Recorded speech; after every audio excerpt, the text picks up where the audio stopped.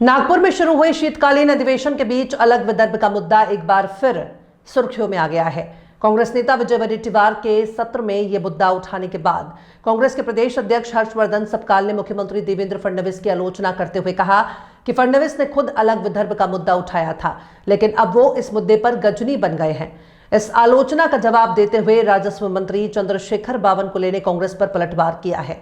बावनकुले ने कहा कि विधानसभा चुनाव में कांग्रेस की हार और विदर्भ में पीछे होने के बारे में सब जानते हैं। नतीजों में यह साफ हो जाएगा कि लोगों ने नगरपालिका में भी कांग्रेस को बाहर कर दिया है। इस हार से डरे हुए कांग्रेसी नेता अब सोच रहे हैं कि लोगों के सामने कौन सा मुद्दा उठाएं, इसलिए वे अब अलग विदर्भ का मुद्दा उठा रहे हैं, जो कभी उनके एजेंडा में नहीं था। उन्होंने आगे कहा कि अलग विदर्भ का मुद्दा कांग्रेस का नहीं, बीजेपी का मुद्दा है। यह मुद्दा शुरू से ही बीजेपी के एजेंडा में रहा है और आज भी है। हम इस दिशा में लगातार काम कर रहे हैं। बावनकुले ने कहा कि मुख्यमंत्री देवेंद्र फडणवीस भी कई बार अलग विदर्भ के पक्ष में अपना स्टैंड साफ तौर पर बता चुके हैं, लेकिन कुछ डरे हुए नेता और पार्टियां अब इस मुद्दे को लोगों के सामने ला रही हैं, इस उम्मीद में कि विदर्भ की धरती पर कुछ उगेगा। सर नागपुरात हिवाळी अधिवेशन सुरू होताच विजय वडेट्टीवारांनी वेगळ्या विदर्भाचा बंदोबस्त केला। त्यालाच आता सपकाळांनी म्हटलं आहे की वेगळ्या विदर्भाचा विषय जो आहे तो फडणवीसांनी काढला होता, मात्र फडणवीस आता गजनी झाले आहे। विधानसभेच्या निवडणुकीमध्ये काँग्रेसचा जो पराभव झाला आणि विदर्भात काँग्रेसची जी पिछाडी झाली, नगरपालिकेच्या निवडणुकीमध्ये सुद्धा काँग्रेसला हद्दपार लोकांनी करण्याचा आपल्याला निकालावरून दिसेलच की काँग्रेस पार्टी कुठेच नव्हती। त्यावरनं घाबरलेले काँग्रेसचे नेते काहीतरी मुद्दा जो त्यांचा अजेंडा कधीच नव्हता, वेगळ्या विदर्भाचा मुद्दा कधीच अजेंडावर नव्हता, पण घाबरून आता जनतेसमोर कुठला मुद्दा घेऊन जावा म्हणून आता वेगळ्या विदर्भाचा मुद्दा काँग्रेस पार्टी काढताय।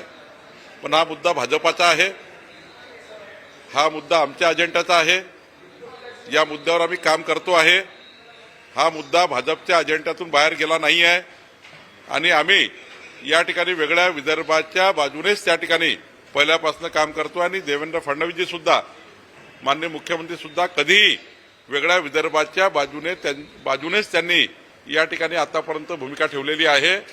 कुठल्याही परिस्थितीत भारतीय जनता पार्टीची भूमिका ही वेगळ्या विदर्भाचीच आहे। त्यामुळं आता घाबरलेले नेते, घाबरलेले पक्ष हे आता काहीतरी या जमिनीत, विदर्भाच्या जमिनीत काहीतरी आता उगवायला मिळेल म्हणून तो मुद्दा ते काढतात आहे। मुंबईतील सायन प्रभागातील एक भूखंड आहे, तो विश्व हिंदू परिषदेला देण्यात आलेला आहे, त्यावरती काँग्रेसनं आक्षेप घेतलेला आहे। काँग्रेसच्या 1000 संस्था मी दाखवतो ज्यांना सरकारने भूखंड दिले। आता प्रयोजन काय असेल? शैक्षणिक असेल, आरोग्य असेल, वैद्यकीय असेल, या राज्यामध्ये कुठल्याही संस्थेला आरोग्य, शिक्षण, वैद्यकीय कारणास्तव आपण लीजवर भूखंड देत असतो। खरं तर त्यामध्ये कुठलाही पक्ष, जात, धर्म, पंथ आपण पाहत नाही, कुठल्या व्यक्तीचाही पाहत नाही।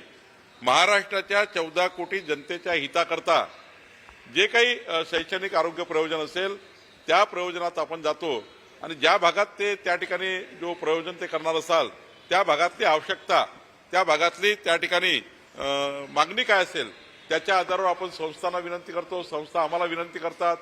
कितीतरी वेळा राज्य सरकारने चांगल्या संस्थेला बोलवून जागा दिल्या आणि त्याला सांगितलं की तुम्ही शैक्षणिक प्रयोजन करा, वैद्यकीय प्रयोजन करा। त्यामुळं या राज्याच्या जनतेकरता, शिक्षणाकरता, आरोग्याकरता जर एखादी जागा दिली असेल तर मला वाटतं त्यामध्ये काही गैर नाही। काँग्रेसच्या नावाजलेल्या मोठ्या मोठ्या संस्थांना सरकारने हजारो भूखंड या ठिकाणी दिले आहेत।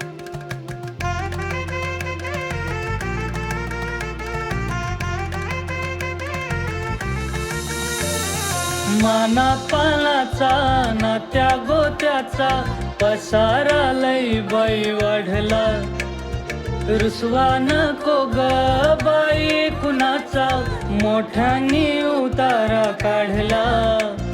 लगीन घाई सुचून देई, खरेदीने पणा काढला, खरेदीला वर्षी धीने उत्साह नवा आणला। बांधला बसका बांधला, बांधला बसका बांधला।